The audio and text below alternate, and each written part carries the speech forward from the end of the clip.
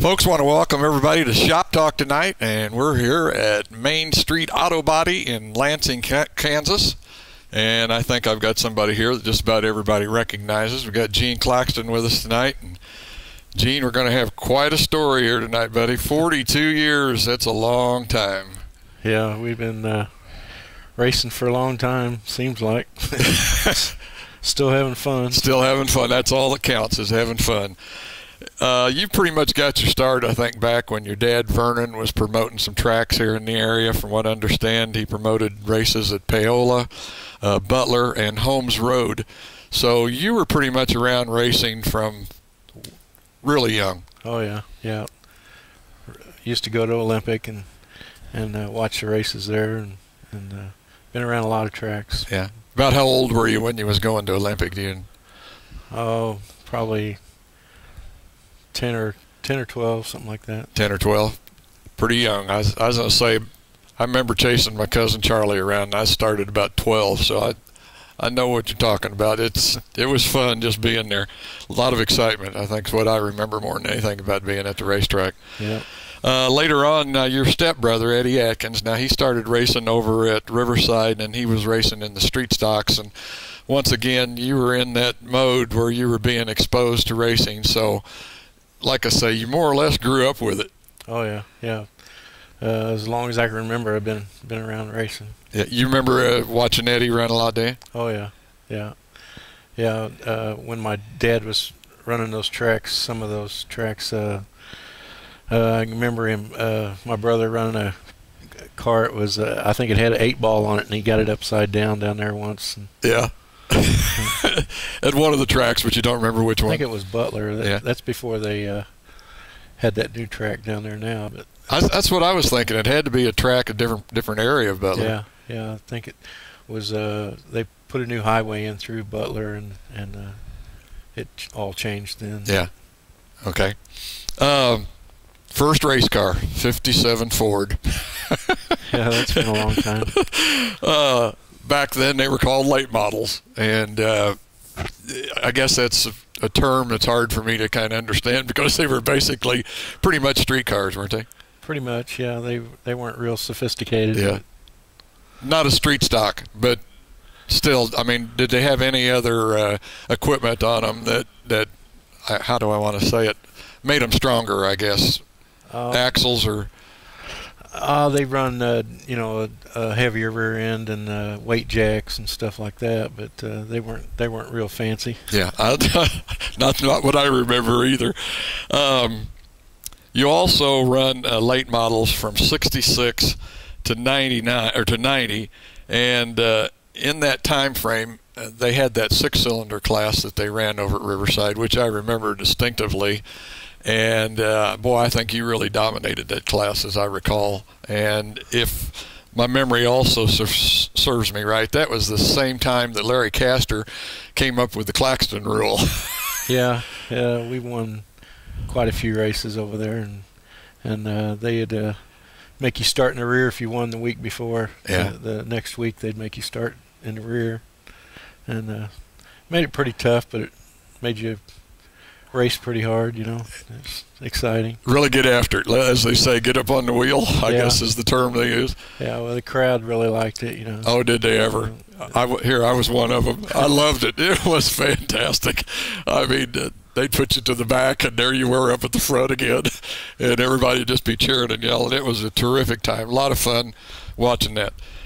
In '66, though, your dad finally agrees that he's going to let you go out to Lakeside and race. I mean, did he have something against it? Was he afraid that it would hurt the equipment, or what was the deal? I think I was only 16 or had just turned 16, and he didn't think I was ready.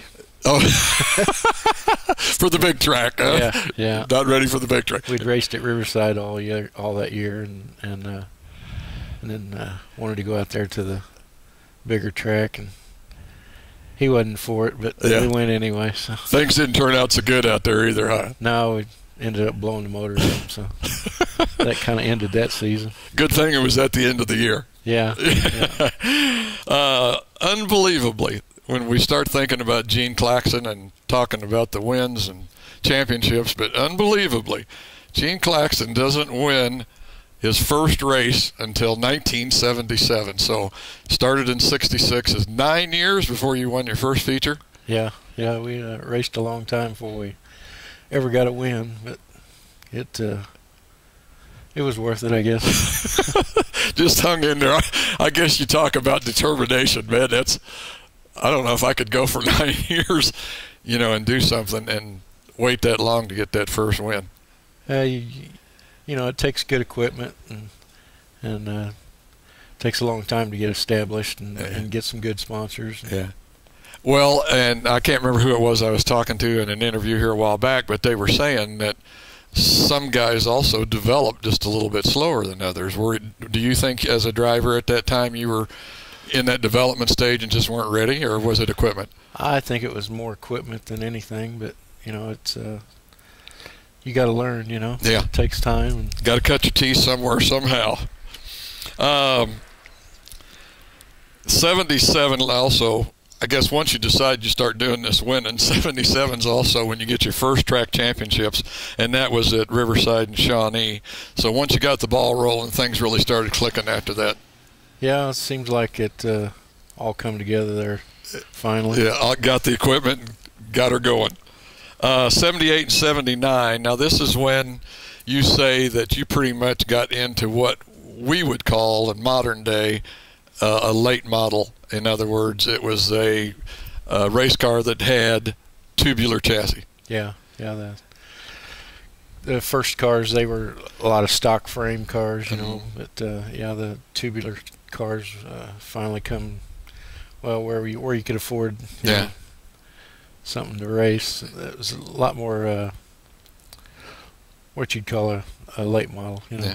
Now, did I understand you earlier? We were talking about this, and you said, did you get this from a guy in Iowa was building these, or was this something local? A guy in Richmond, Missouri, Jerry Curtis, had, I think it was called Stock Car Engineering or something like that. Yeah. He was building cars up there, and we bought a car from him, and I think that's the first real good car we had. First real good. Okay. In 1980, you win the last race at the fairgrounds in Topeka. I mean, what a storied track that was. I mean, gosh, the people and equipment that ran at the old fairgrounds. But I believe it was called the Snowfly, and you said there were a lot of big-name drivers came in for that. Oh yeah, it was a big event, and being the last race there, that made it pretty special. But it was, I think we had a BOP chassis that was out of St. Louis that we ran up there then. Mm-hmm. But Kosiski and some of the bigger name late model drivers were there, and really ended up being a big deal. Oh yeah, they had a big show. 83 to 85. You have, I'm sorry, in 1983, you have 35 feature wins at 3 different tracks. What were those tracks that you were running at to get those 35 wins? Lakeside and Riverside and that little track in Topeka, Shawnee. Made it up there a couple times, man. It was really a bull ring. Yeah, it was pretty nice little Sunday night track. Yeah. So you had the opportunity to run Friday, Saturday, and Sunday, and that's how you come up. Of course, that's still averaging. I mean, a lot of what we're going to talk about here tonight, just my mind can't hardly get a hold of it, because 35 feature wins in 1 year, that's an average of 10 at each track. Average of more than 10 at each track.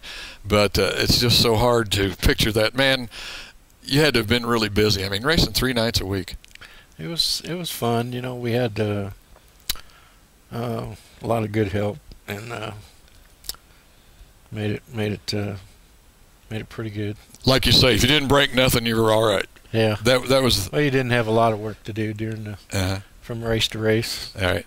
Okay. If you didn't tear anything up. Yeah, that's the secret. And as I recall, back in those days, probably a little bit more rougher driving than what there is nowadays. I think they kind of enforce things a little better now.